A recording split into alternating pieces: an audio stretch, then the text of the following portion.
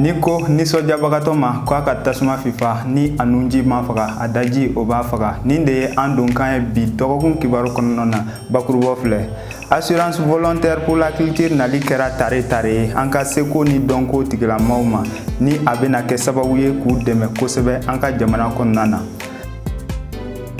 A bɛ mɔgɔ 50 ni kɔ bɔ minnu y'u niyɔrɔ ta ONG Church for Common Ground ka sigi ka fɔ kɛnɛ kan u ka projet Parlons Jeunesse filanan hokumu kɔnɔna na. Ninnu de bakurubaw ye an bɛna minnu kɔnɔna kuma walawala aw ye an ka bi dɔgɔkun kibaru kɔnɔna na.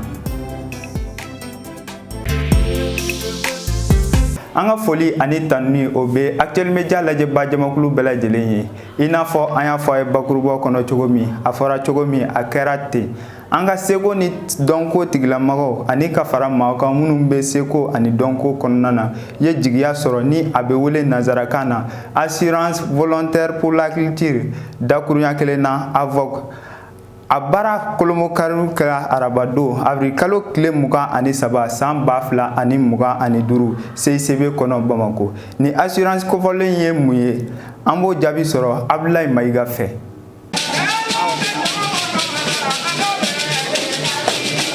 Assurance volontaire pour la culture kuma min kun fɔra Mali jamana ɲɛmaaw fɛ k'a bɛna kɛ Mali seko ni dɔnko tigilamɔgɔw ye sisan kɔni a ko bilala sen kan. Arabadon avril kalo tile 23 san 2025 AVOC baara kunfɔlɔw daminɛna CICB kɔnɔna na. Ne n'a ɲɔgɔn koba bɛ yen alhamdulillah ni doso yera la ci bilala doso ma an fana karamɔgɔ ye an bila kana k'a diyara an ye ko n'a nana ni kuma dira ma ale bɛ sa u ka duwawu de bɛ jamana ni ala k'a kɔlɔsuma ka sababu ɲuman caman di ɲɛmɔgɔ minnu fana ni nin bɛ ka kɛ sisan ni nin bɛ kɛ ka caya jamana kɔnɔdenw ala barika la hakilinaw bɛ ɲɔgɔn ye dilanniw bɛ kɛ donc ala sago bɛɛ lajɛlen sago. Ni assurance volontaire pour la culture bilala sen kan Mali ministère min ka baara ɲɛsinnen don seko ni dɔnko ma ale ni ministère min ka baara ɲɛsinnen don kɛnɛya ma ani INPS ka bolodi ɲɔgɔn ma sababuya la. Assurance do min dabɔra ka Mali seko ni dɔnko tigilamɔgɔw ka sini ɲɛsigi sabati Mali kɔnɔna na.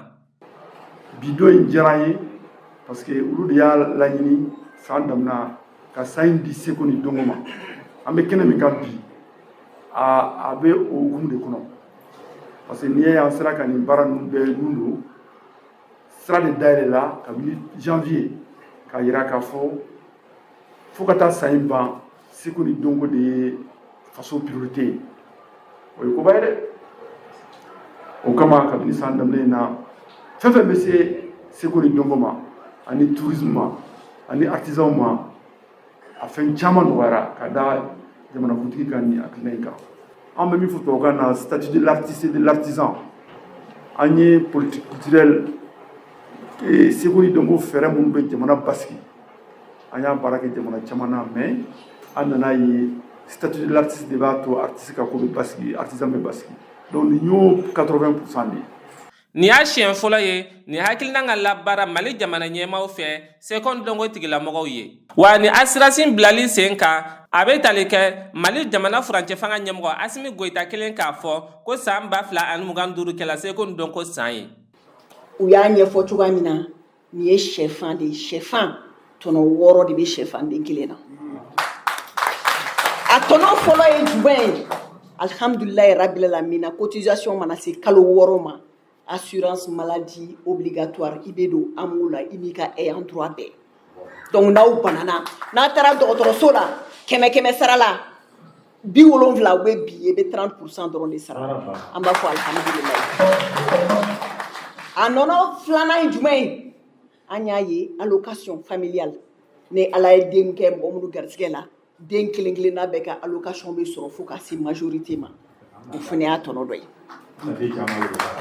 a tɔnɔ sabanan fana ye jumɛn ye tuguni ni ala y'i si se retraite ma pension ko ni fɛn ko ninnu o bɛɛ kɛra parce que an y'a ye cogoya dɔ la fana an ɲɛ b'a la artiste ni fɛnw u bɛ girin u bɛ baaraba kɛ jamana ye jamana bɛ jigi b'u kan mais n'u dɛsɛra u bɛ kɛ den kɛrɛfɛlenw u bɛ bila personne vulnérable la olu b'an ka cible fɛ an n'u bɛ baara kɛ an ɲɛ b'a la an b'a fɔ nin de ye karisa ye donc jan'an ka s'o ma n'an kɔnna ka ko caman kɛ a b'a to ko caman bɛ nɔgɔya a fɔra fɛnɛ a cotisation kalo 3 o kalo 3 mais ɲɛ kɛra comme artiste ni fɛnw ta ka se fo kalo 4 ma donc o foli bɛ kɛ walasa o bɛɛ la bɛɛ ka se k'a ta min fɛnɛ fɔra tuguni ni si tɛmɛna i den dɔ bɛ yira o b'a sara aw bɛ kɛ ayant droit ye a bɛ fa ta ka ba ta ka denbaya tɔ bɛ ta. Mali jamana ɲɛmaaw y'a yira ko nafa caman de bɛ nin assurance la seko ndɔngɔ tigilamɔgɔw ye. A dɔ ye seko ndɔngɔ tigilamɔgɔ minnu bɛ nin assurance la u n'u ka denbaya bɛɛ bɛ se ka amo sɔrɔ. O kɔfɛ n'u taara sɛgɛnnafiɲɛbɔ la u bɛ musaka dɔ fana sɔrɔ kalo o kalo. San'o cɛ yɛrɛ u bɛ musaka min sara ni avocat in na a sarali bɛ se ka kɛ kalo 3 o kalo 3 fo ka taa se kalo 4 o kalo 4 ma. O n'a ɲɔgɔnna wɛrɛw. Avocat in baaraw kunfɔlɔw daminɛ don jamana ɲɛmaaw ye $30 di INPS ma walasa k'a kɛ dɛmɛ kunfɔlɔw ye k'a ɲɛsin seko ndɔngɔ tigilamɔgɔw ma u ka avocat sarali la. Nin tun ye Abdoulaye Maïga ka sɔrɔlenw ye seko ani dɔnko tigilamɔgɔw ka assurance volontaire pour la culture kan. Sikoro Surakabuguniko ka kɛnɛyaso ka san 15 sɔrɔli hukumu kɔnɔna na u ye don kɛrɛnkɛrɛnniyalen fu dɔ bila sen kan ni o dɔ ye tali kɛ lajɛliw ani ka fara jolidiw kan. Ni hakilina fola mɔgɔ caman fɛ kɛrɛnkɛrɛnniyana mɔgɔ minnu wulila ka t'u yɛrɛ lajɛ. Zenabu Gueye tun bɛ kɛnɛ kan an ka ɲɛma da a ka sɔrɔlenw na. Alamisa don avril kalo tile 24 sanba 2025 Sikoro Surakabugu sigida kɛnɛyaso min bɛ wele ko Asako Sisu o ye dayɛlɛ sigidala mɔgɔw ye ni ka lajɛliw ni furaw di mɔgɔw ma fu la ka kɛ ni sigida kɛnɛyaso ka san 15 sɔrɔli ye. Musow, denmisɛnninw ka fara mɔgɔkɔrɔbaw ka bɛɛ tun bɛ ni kɛnɛyaso in na. Dɔgɔtɔrɔso in ye quartier ka sigida ka dɔgɔtɔrɔso de ye an b'a fɔ ma ko CSCOM. An ye baara daminɛ kɔnɔ ɲinan ye a san 15 ye donc k'a daminɛ o la kana se bi ma an bɛ se k'a fɔ baara ma kɔte dɔgɔtɔrɔso kɔnɔna la donc dɔgɔtɔrɔso sigimi laɲini kama n'o ye ka sigidalamɔgɔw furakɛ ka furakɛ yɔrɔ surunyaw la sɔngɔ nɔgɔra min bɛ bɛn o ma ne bolo an bɛ k'o baara in de kɛ donc an ye san 15 sɔrɔ ko o ko la o tɛ tile 15 ye an y'a laɲini k'a fɔ bi an bɛ o kalo in ye nin kalo in n'o ye mois d'avril ye an b'a essayer k'o magnifier k'o manifester donc an ye bi don ta kɛrɛnkɛrɛnnenya ka lajɛli boloda ka dɔgɔtɔrɔso dayɛlɛ ka bila bɛɛ ye mɔgɔ mɔgɔ bɛ se ka don kɔnɔna la ni nana ni lako b'i la an bɛ se ka minnu ɲɛnabɔ an bɛ o kɛ minnu yɛrɛ fana bɛ se ka don dɔgɔtɔrɔso kɔnɔna k'a dɔn dɔgɔtɔrɔso yɛrɛ mun ni mun de bɛ k'an fɛ yen ka dɔgɔtɔrɔso ɲɛfɔ mɔgɔw ɲɛna baara minnu bɛ kɛ yan nɔ k'o ɲɛfɔ mɔgɔw ɲɛna dɔgɔtɔrɔso minnu so min bɛ kɔnɔna la mɔgɔw k'a bɛɛ dɔn k'a fɔ nin layɛli bɛ se ka kɛ nin layɛli bɛ se ka kɛ yan k'o ɲɛ yira mɔgɔw la n'an b'a fɔ ma ko journée porte ouverte associée à une consultation gratuite voilà donc o don de ye bi ye o la ɲɛmaa la jama ka ca bi kosɛbɛ depuis sɔgɔma an ye baara daminɛ an bɛ yɔrɔ min sisan bureau 4 de bɛ min bɛ lajɛli la ne ka ne ye mɔgɔ min lajɛ a bɛ ne ka se mɔgɔ 20 ma an ye laɲini min kɔni kɛ ni ye ka sigida mɔgɔw lajɛ bi fu an ye o baara in an b'o baara in na lajɛli dɔrɔn tɛ hali jolita minnu bɛ kɛ min bɛ kɛ an bɛ k'a bɛɛ kɛ fu musow ka lajɛli fana a bɛɛ bɛ kɛ fu ani denw ka boloci ni fɛn i kan ka wari don fɛn o fɛn na bi an y'a bɛɛ kɛ k'a bɛɛ kɛ fu mɔgɔ ye walasa mɔgɔw k'a dɔn k'a fɔ dɔgɔtɔrɔso in ye olu ta ye walasa ka lago surunya na tuguni an ye o don in de la bi kɔrɔlen alamisa fɛ an ka lajɛli fanba o ye jabɛti tɔw ni tension tɔw ye donc bi minnu donna ne ka bureau kɔnɔ kɔni olu kɔni nana tension ani jabɛti mais n'i ye tigi ta n'i nana da n'i ye tigi dir'i ma kaban an bɛ tigi gratuit de d'i ma o kɔrɔ tɛ k'a fɔ k'i bɛ wari sara dɛ mais tigi bɛ d'i ma walasa k'a dɔn ko i nana dɔgɔtɔrɔso kɔnɔna la pour que ni baara banna an ka se k'an ka rapport kɛ an ye mɔgɔ hakɛya min sɔrɔ o ka se ka dɔn quoi. Ni don in min labɛnna sigidala mɔgɔw ye walasa k'u ka kɛnɛyako sabati ka sɔrɔ u ma wari bɔ. Nin dɔgɔtɔrɔso na dayɛlɛla 2010 hali ni fɛn t'an bolo an ka bɔ k'an yɛrɛ yira k'a yira k'a fɔ au moins an bɛ balo la an bɛ ala barikada ka taa donna fo ka foro bi la alhamdulillah an bɛ taa n'an ma taa ɲɛfɛ an tɛ taa kɔfɛ o ye an n'an jɛɲɔgɔn ɲumanw de ka daminɛ médecin chef la ka na DTC la bi don kɛrɛnkɛrɛnnen na an san 15 de filɛ nin donc an y'a ŋɛnɛya an ye mɔgɔw wele u ka na n'u ye min mɛn o tila ka le ka di an yɛrɛ kan ka tɛmɛ anw yɛrɛ de kan o de ye bi don nakare de donc laɲini kun ye mɔgɔw k'an kodɔn tun hali mɔgɔw k'an lakodɔn donc a sabati la. Asako Sisu ɲɔgɔn ka dɔgɔ sigida fɔlɔ kɛnɛyasow la Bamako k'o sabu kɛ a ka baarakɛlenw ye. N'i y'a ye bi bɛ suganti u fɛ k'a fɔ ko k'a kɛ don kɛrɛnkɛrɛnnen o kɔrɔ k'u bɛ baara min na kalifa min dilen d'u ma o de ɲana parce que an ka baara ye kɛnɛya baara ye. N'i ye Asako Sisu ta, ale bɛ aire de santé dɔ de représenter. Au cadre kɔnɔna na, Mali yɛrɛ ka furakɛli boloda togo la, n'o b'a fɔ politique sectorielle de santé, paquet dɔ de kalifalen bɛ bɛɛ ma. O paquet min kalifalen bɛ Asako Sisu ma, an ka jateminɛw la, parce que an bɛ baara la ɲɔgɔn bolo, a bɛ san caman caman bɔ ka ban. An kɔni ye jateminɛ min na kan Asako Sisu mɔgɔw bɛ baara min na, ka taa Asako la fo ka taa se CESCOM na, DTC n'a ka personnel u ka baara a ka ɲi, a tagabolo ka ɲi. Parce que baara in ye sigiyɔrɔma caman ye. Prévention b'a la, o ye bana kunbɛn ye, bana furakɛ b'a la, ani ka bana kɔlɔlɔ nɔgɔya mɔgɔw ma. Surtout ani ka banabaatɔ minnu bɛ yen n'olu ka furakɛli tɛ se ka kɛ u ka yɔrɔ la yan, ka sira don olu kɔrɔ, o kɛnɛya bɛ se ka sabati cogoya min na. Ka population wele halisa u k'u tɛgɛ fa u ka dɔgɔtɔrɔso la.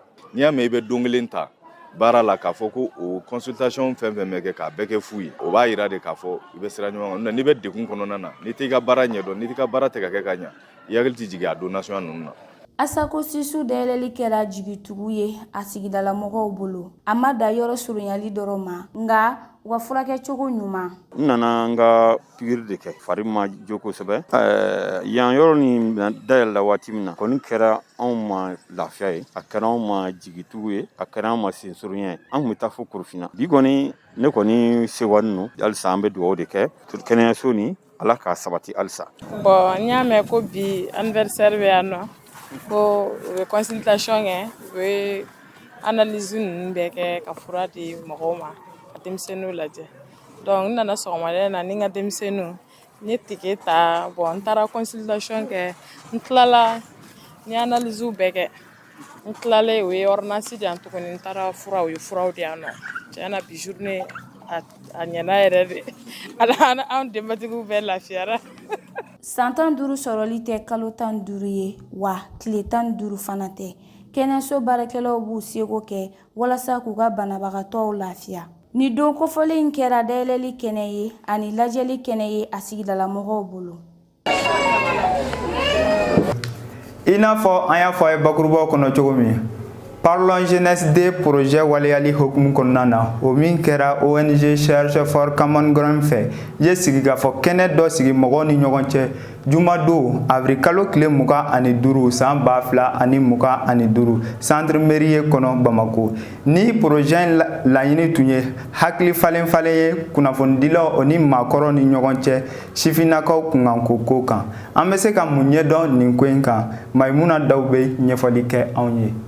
O ka projet ta ko filanan hukumu kɔnɔna na min bɛ wele ko Parlons Jeunesse de jɛkulu Cherche for Common Ground maaw ye sigi ka fɔ dɔ labɛn jumadon avril kalo tile 25 san 2025 kunnafonidila sifinw ani maakɔrɔbaw ni ɲɔgɔn cɛ. Ni sigi ka fɔ kɛrɛnkɛrɛnnen labɛnna centre mairie la, a baabu o kun ye de ko la cohésion sociale et la pacification des tensions. Le projet Parlons Jeunesse est un projet qui vise à amplifier la voix des adolescents.